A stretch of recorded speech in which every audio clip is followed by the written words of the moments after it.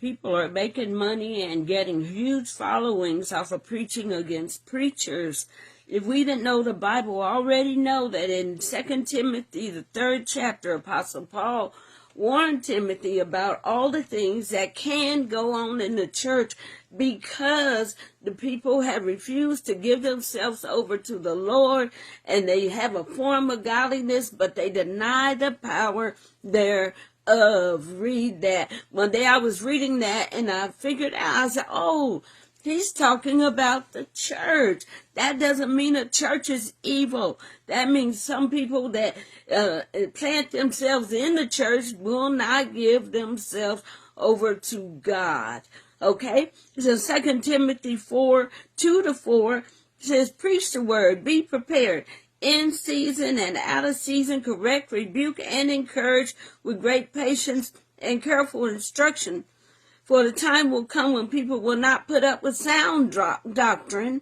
They want to hear all this other stuff. They're more anxious and eager to hear all this other stuff. Instead, to suit their own desires, they gather around them a great number of teachers to say what their itching ears want to hear.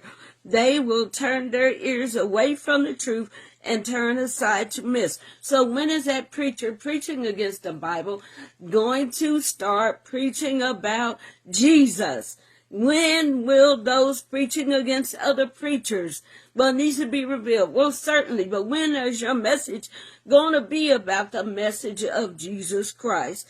2 Timothy 4, 14-15 said, Alexander the metalworker did me great harm.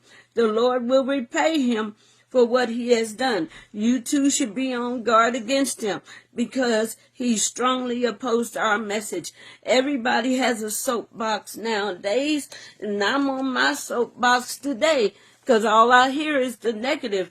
But that doesn't mean that God has any less power. That doesn't mean that God is not saving, healing, and strengthening, and empowering those that will live right. There are numerous amounts of preachers that are living it daily, are sold out to God. Not everybody has sold themselves to unclean works of darkness. Not everybody is walking on both sides of the fence. Not everybody has given themselves over to Satan and his desires and his plan.